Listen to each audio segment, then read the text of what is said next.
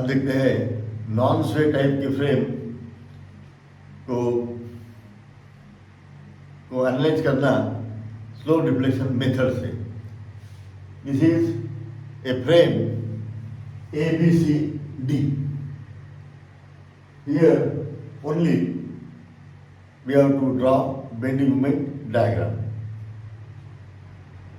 Here A to B span is 5 meter, moment of inertia I. Then BC 10 meter, moment of inertia is 2I. Then for BD the span is 6 meter.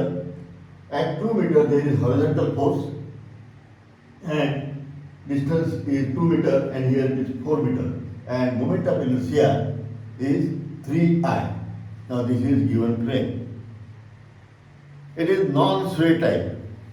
कोई beam इधर उधर deflect होने के chances नहीं है क्योंकि यहाँ पर फिक्स सपोर्ट है, उधर में भी एक फिक्स कर दिया है तो बीम इधर ऐसे मूव नहीं होगी, है ना, ऊपर नीचे हॉरिजॉन्टल कुछ भी मूव नहीं होगी, एज इट इज रहेगी। तो it is non sway type. अब as usual we go for solution. First step is FEM, fixed moments. अब यहाँ पर आप देखेंगे कि AB BC ये दोनों स्पैन में कोई लोड है ही नहीं। सो here I can right MAB is equals to MBA is equals to MBC is equals to MCB and equals to all 0. So these fixed moments are 0. अब स्पैन BD जो है इसमें लोड है तो यहाँ पर फिक्सेड मोमेंट आएंगे। अब यहाँ पर क्या करना है, अपने को इधर से देखना है, इस तरफ से। ओके हो गई। अब ये फिक्स बीम, तो इस फिक्स बीम के लिए फिक्सेड मोमेंट आएगी। देखो MDB। अब उधर से जब देखेंगे अपन इधर से तो लेफ्ट सपोर्ट अपना D रहेगा, है ना। नॉर्मली फिक्स बीम में अपन क्या लेते हैं, left support and then right support. Left support की मोमेंट अपन नेगेटिव लेते हैं, राइट सपोर्ट की मोमेंट पॉजिटिव लेते हैं क्योंकि ये इधर से देखने के बाद ये मोमेंट यहाँ पर ऐसी जनरेट होगी, ये एंटी क्लॉकवाइज है, और यहाँ पर जो है ये मोमेंट ऐसी आएगी तो ये क्लॉकवाइज टाइप की रहेगी। Okay, so here MDB will treat minus WAB square divided by L and square। ये बेसिक इक्वेशन अपने पास अवेलेबल है। Equal minus W is 12, A means here this A is 4 and B is 2 and square of it divided by 6 and square। It is equal to minus 53 minus 5.33 kilonewton meter। This is fixed moment। Okay, दूसरी MBD, यहां से ये moment is equal to minus WA square B divided by L and square of it। Here it is plus not minus, so here plus clockwise रहेगी तो plus 12 into 4 is A 4 है और B 2, so is 2 and divided by 6 and square of it। It is equals to plus 10.67 kilonewton and meter। This is fixed moment at end B, where the fixed moment should be। अब next step आती है अपनी always slope deflection equations। So here slope deflection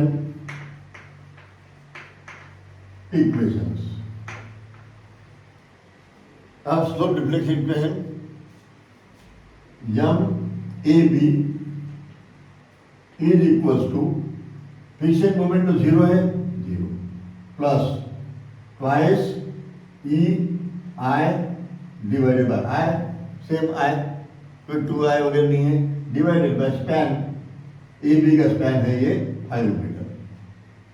okay, then in the bracket twice theta A, यहाँ पे rotation रहेगा, zero नहीं है वो, तो twice theta A plus theta B, वहां पे भी बी पॉइंट में रोटेशन रहेगा, लेकिन डेल्टा नहीं है तो वो टर्म जीरो रहेगी. It is equal to 0.8 E I theta A plus 0.4 E I theta B. Okay, this is our first equation. Again, we have to use slope deflection equation for BA. BA के लिए friction moment zero plus twice E I divided bye 5, जहाँ तक तो वैसे ही रहेगा. Then अब theta, सिर्फ theta ए लिखना होगा यहाँ पर, और अब बी पॉइंट लिया है अपन ने तो थीटा बी को ट्वाइस करना पड़ेगा, तो plus twice theta B. When we solve this, we will get 0.4 E I theta A plus 0.8 E I theta B. Okay, अभी दूसरा span M B C. M B C span जो है, यहाँ पर भी फ्रिक्शन मोमेंट जीरो है, zero plus twice E, अब I यहाँ पर 2i है, so here I have to write 2i divided by L, span है अपना यहाँ पर 10 meter. Then in the bracket B C लिया है, तो बी का स्लोप जो है वो ट्वाइस करना होगा, तो ट्वाइस थीटा बी, और थीटा सी जो है ये जीरो है क्योंकि फिक्स्ड है, तो उसकी वैल्यू यहाँ पर या थीटा बी थीटा सी लिखने की जरूरत नहीं है, डेल्टा तो जीरो है, तो is equal to 0.8 E I and theta B. Then next equation m c b, c point c b. Again friction moment zero plus twice E I, अब I जो है ये twice I, okay, and divide by span is 10. अब C point लिया है तो theta सी को twice करते हैं, लेकिन थीटा सी जीरो है, और दूसरा जो एंड का जो स्लोप है उसको अपन मल्टीप्लाई बाय 2 नहीं करते हैं, तो here it is theta B.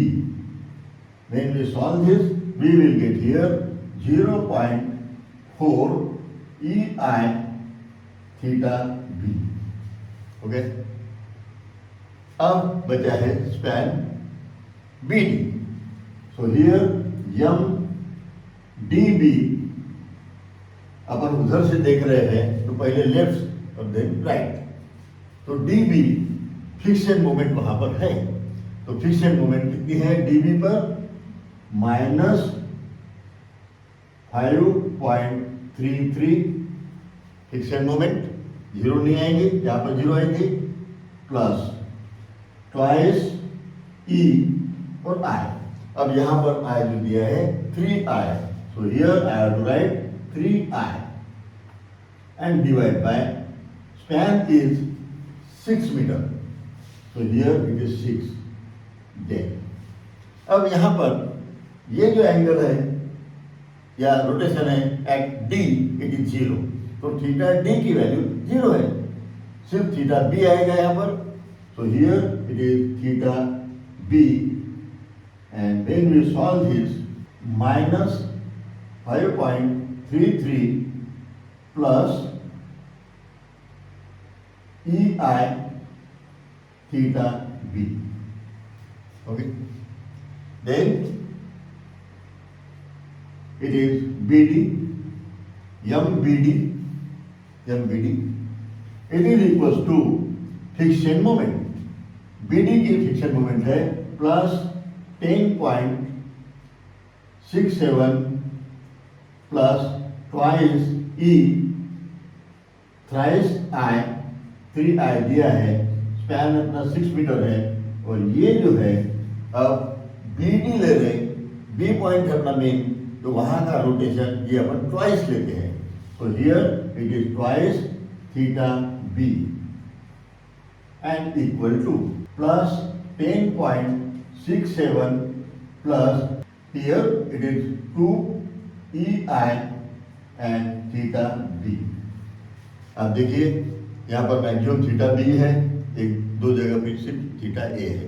अब कुछ बुक में इसका सॉल्यूशन के लिए अलग से और इक्वेशन दिया है कि अगर एंड में सिंपल सपोर्ट अगर है तो ये स्लोप डिप्रेशन जो इक्वेशन है इसमें कुछ चेंजेस सजेस्ट किए हैं, तो अपने क्या हो जाएगा फिर अननेसेसरीली दूसरा इक्वेशन भी अपने को याद रखना पड़ेगा.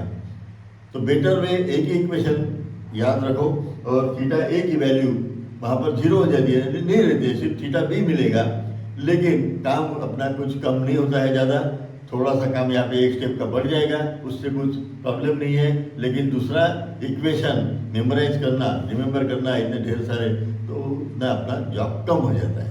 Okay, now next step is equilibrium equation. तो here equilibrium equation. Now here यहाँ पर आप देखिए ए पॉइंट ये हिंज है, moment is 0. So M A B यानी ए पॉइंट की मोमेंट इट इज 0. तो यहाँ पर देखिए यम ए बी, ये इक्वेशन को इक्वेट कर दो 0 से. So first condition I can apply here, M A B is equal to 0. This is our condition. So here M A B की वैल्यू जो है 0.8 EI theta A plus 0.4 EI theta b and equals to 0. When we solve this, we will get here theta a is equals to minus 0.5 theta b, और एक ये या तो फिर theta B is equals to -2 theta A, ये दोनों भी एक ही है. फिर ये इसको राइट साइड लिखे गए, 0.4 को 0.8 से डिवाइड किया गया है, तो 0.5 विल बी द आंसर. और वो इस तरफ राइट साइड जाने की वजह से वो निगेटिव आ जाएगा, बराबर है. अब सिमिलरली मैंने क्या किया है, theta B is equal to, तो थीटा बी यही रखा है, इसको इससे डिवाइड किया, -0.5 से डिवाइड किया, तो दिस आंसर विल बी 2, और उसको उल्टा लिखा है यहाँ पर. यानी जो भी वैल्यू अपने को लगेगी वो वैल्यू अपन चूज कर सकेंगे इक्वेशन में पुट करने के लिए. ओके, इसीलिए बताया, बाकी कुछ नहीं है, इसका कोई बहुत मायने नहीं रहता है. Then second condition, at joint B, sum of moment, यानी BA, BC, BD 0. ये अपन देख चुके हैं, मोमेंट डिस्ट्रीब्यूशन में भी देख चुके हैं, है ना. जॉइंट पे जो भी मोमेंट आएंगे उसकी सम अप कर दो, क्योंकि कुछ मोमेंट पॉजिटिव रहेंगे, कुछ नेगेटिव रहेंगे, और सबको जोड़ दो, आंसर बिकम्स 0. उसको यूज करेंगे हम यहाँ पर, M B A plus M B C plus M B D. देखिए बी बी बी यानी जॉइंट बी पर equals to 0. This is our second equilibrium condition we can apply here. Now अब B A is equals to 0.4 EI theta A plus 0.8 EI theta B, ये B ए, ये choose करना है अपने को। Then B C choose करना है और बी डी चूज करना है। 1 2 3 इक्वेशंस, ये इक्वेशन ये लगेगा और ये लगेगा। ओके, ये तीन की सम करना है। सो हियर दूसरा इक्वेशन उसमें जोड़ लेंगे भी, प्लस 0.8 EI थीटा बी। अब तीसरा इक्वेशन जोड़ना होगा, plus 10.67 plus 2 EI theta B and equal to 0 as per this condition. अब यहां पर अब देखिए थीटा बी, ये थीटा ए, तो वहां से थीटा ए की वैल्यू पर यहां डाल सकते हैं। देयरफॉर 0.4 EI थीटा ए की वैल्यू माइनस 0.5 थीटा बी हो गई। अब ये भी थीटा बी हो गए, okay, plus 0.8 EI theta B plus 0.8 EI theta B plus 10.67 plus twice EI theta B and equals to 0 हो गया। अब इस इक्वेशन में एक ही अननोन है EI theta B, therefore EI theta B is equal to minus 3.318 is the value of EI theta B. अब अपने को थीटा ए की वैल्यू निकालना है, so this equation we can use, therefore EI theta B is equal to, ये लिख सकते हैं अपन, -2 theta A and equals to minus 3.318. Okay?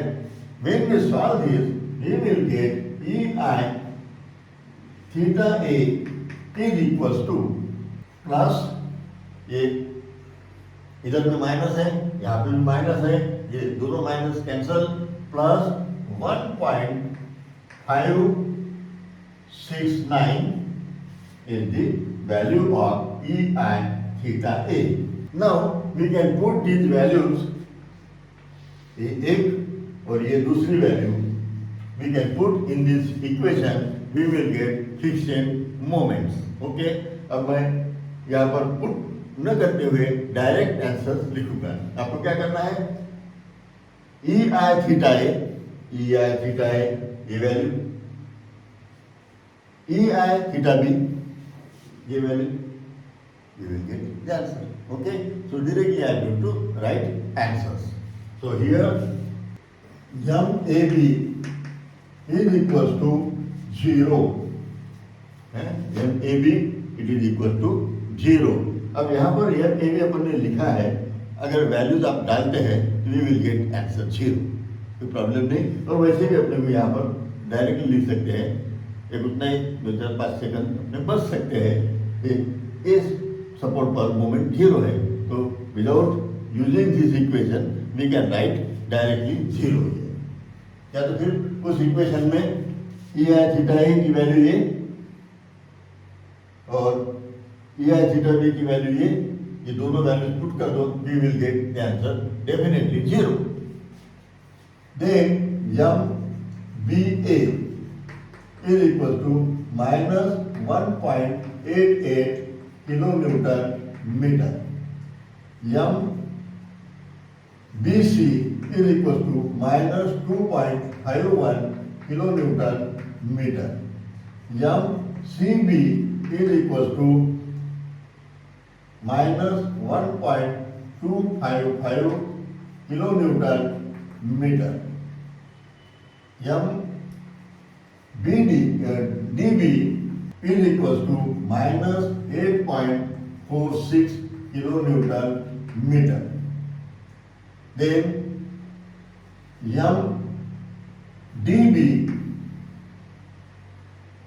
MBD is equals to plus 4.39 kilonewton meter. Okay, तो ये है fixed moments. These are values. These are also on fixed moments. Actual final moments. So I can write heading here. Final moments. These are final moments. Normally non swing के जो problems है ये 4 step में अपने को छुड़ाना होते हैं. पहले fixed moments, then slope deflection equation and then equilibrium equation और उसके बाद final moments. Now we can construct BMD. BMD के लिए वो जो अपना कंसेप्ट मैंने बताया बार बार कि एरो बीम के डाउन साइड में से आ रहा है तो ऑर्डिनेट ऊपर में देना है ना, और एरो क्लॉकवाइज एंटी क्लॉकवाइज जो भी है, एरो अपने बीम के ऊपर से टच कर रहा है तो ऑर्डिनेट उसके नीचे रहेगा.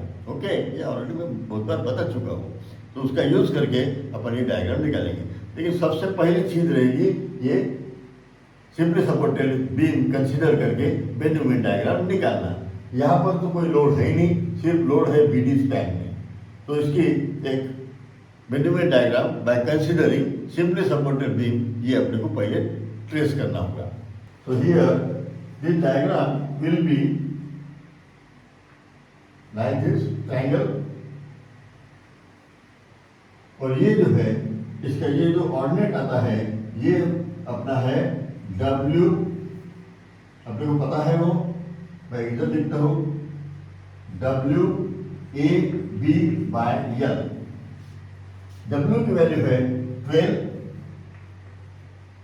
A है यहाँ पर ये स्पैन 4 और B जो है ये है 2 और टोटल स्पैन है 6. बराबर है. So here it is equals to 16 क्योंकि ये 6, 12 और 2. Okay, so here directly I can write 60 ये ऑर्डिनेट. ओके, और ये जो डायग्राम बना रहे हैं ये है अपनी बेंडिंग मोमेंट डायग्राम. और ये बेंडिंग मोमेंट डायग्राम का जो यूनिट रहेगा अपना किलोमीटर मीटर. तो बार बार वो लिखने की फिर जरूरत नहीं रहेगी. ओके, सो हियर अब मैं पहले डॉटेड लाइन निकाल लेता हूँ. ये डॉटेड लाइन इस तरह की फ्रेम है अपनी. एक एक मोमेंट लेंगे. यहाँ पर मोमेंट 0. ओके, नो प्रॉब्लम, 0 इस पॉइंट. अब है बी ए के लिए -1.88. -1.88 minus indicate that it is anti clockwise. Okay, अभी एंटी क्लॉकवाइज बोले तो मैं यही से रोटेट करूंगा तो ऐसा एंटी क्लॉकवाइज एरो आएगा. अब ये एरो अगर इस तरह मूव हो रहा है तो मुझे जो ऑर्डिनेट है ये नीचे देना होगा. Okay, and here this will be line. बराबर है. अब ये जो है ये पॉइंट, ये अपना पॉइंट है 1.88 ये वाला. ओके, अब BC के लिए, BC के लिए BC पहले MBC ये है फिर से -2.51 निगेटिव है बोले तो एंटी क्लॉकवाइज है. ओके, तो B पॉइंट पर जो मोमेंट है ये इस तरह एंटी क्लॉकवाइज रहेगी. एरो नीचे से टच कर रहा है तो ऑर्डिनेट अपना ऊपर रहेगा like this and it is 2.51. Okay, then अब इधर से CB ये है फिर से माइनस और 1.255. अब ये माइनस है तो यहाँ पर मुझे अगेन एंटी क्लॉकवाइज मूव करना पड़ेगा. ये एंटी क्लॉकवाइज मूव करेंगे तो ये एरो ऊपर से टच हो रहा है तो ऑर्डिनेट अपने को नीचे में देना पड़ेगा. And here we have to join this two lines. 2 points we have to join. Now it is 1.255. Okay. अभी अपनी इतनी बार बताया मैंने ये, तो वहाँ पर एरो वगैरह इसलिए मैं मिटा रहा हूँ, इसकी कोई ज़रूरत नहीं है। ओके, और ये डायग्राम रहती है टेंशन साइड में, जिधर डायग्राम उस साइड में टेंशन। ओके, ये कंसेप्ट मैं ऑलरेडी बता चुका हूँ। देन अब रहा ये सवाल बी डी, तो पहले डी ले लेंगे, डी डी फिर से माइनस, बोले तो ये भी एंटी क्लॉकवाइज। अब यहाँ पर से मैं एंटी क्लॉकवाइज मूव करूंगा तो इस तरह आएगा एरो, ये इधर से टच कर रहा है ना, इस साइड से इस कॉलम को टच कर रहा है, तो मुझे ऑर्डिनेट देना पड़ेगा उसके अपोजिट साइड में, तो इधर होना पड़ेगा। एंड इट इज 8.46 ये होगा। अब यहाँ का ऑर्डिनेट जो है बी डी ये है प्लस, यानी क्लॉकवाइज। अब मुझे यहाँ पर रोटेट करना पड़ेगा, यहाँ से ऐसे क्लॉकवाइज। जैसे ही मैं क्लॉकवाइज रोटेट करूँगा ऐसे, तो एरो मेरा इधर से टच हो रहा है ना, राइट साइड से टच हो रहा है, तो उसके अपोजिट साइड में ऑर्डिनेट मार्क करना होगा। And that is equal to here it is 4.39, ये वाला पॉइंट। ओके, तो हियर ये है अपनी bending moment diagram for the given frame. उम्मीद है आपको ये कंप्लीट प्रॉब्लम समझ में आया होगा। आप अच्छे से इसको देखिए, और खास करके बेंडिंग मोमेंट डायग्राम तो उसका ऑलरेडी बहुत बार मैं एक्सप्लेन कर चुका हूँ, यहाँ पे भी मैंने फिर से वो रिपीट किया है। ओके, तो आपको कहीं में भी ये बेंडिंग मोमेंट डायग्राम इस टाइप की आपको और मिल जाएगी, उसको स्प्लिट करके मैंने आपको बताया है। और ये जो स्लोप डिफ्लेक्शन चैप्टर है, इसमें जितने मैं न्यूमेरिकल्स यहाँ पर कवर करने जा रहा हूँ, that would be sufficient. Notes में इसके अलावा और है। ओके, तो आप कोई भी प्रॉब्लम स्लोप डिफ्लेक्शन मेथड का आसानी से छुड़ा सकेंगे। आपके पास में अच्छे कैलकुलेटर्स भी है, अगर 3 अननोन भी आते हैं तो भी आपको प्रॉब्लम नहीं है। लेकिन पुराने ज़माने में वो 3 अननोन के प्रॉब्लम छुड़ाने में टाइम लगता था, तो उस वक्त 2 अननोन्स तक ही प्रॉब्लम दिए जाते थे। आज भी वैसे ही होता है, 2 अननोन्स तक ही प्रॉब्लम। ये स्लोप डिफ्लेक्शन मेथड कन्वीनियंट है। इससे अगर ज़्यादा है अननोन्स 2 के ऊपर 3, 4, तो उसमें slope deflection method is somewhat tedious. Okay, time consuming है। एग्जाम पॉइंट ऑफ व्यू वो वैसे प्रॉब्लम्स पुट नहीं किए जाते। अगर वैसा आ रहा है, इसका मतलब अपना कहीं ना कहीं गलत हो रहा है, ये भी एक चांसेस है। ओके, तो कहाँ पर स्लोप बनता है, रोटेशन कहाँ पर आएगा, डिफ्लेक्शन कहाँ पर आएगा, ये समझना आवश्यक है। अगर फिक्स एंड है तो वहाँ पर स्लोप 0, हिंज है तो वहाँ पर स्लोप आएगा, जॉइंट है तो वहाँ पर भी स्लोप या रोटेशन थीटा आएगा। ओके, और नॉन स्वे की प्रॉब्लम मैं अलग से आपको बताने वाला हूँ। ओके।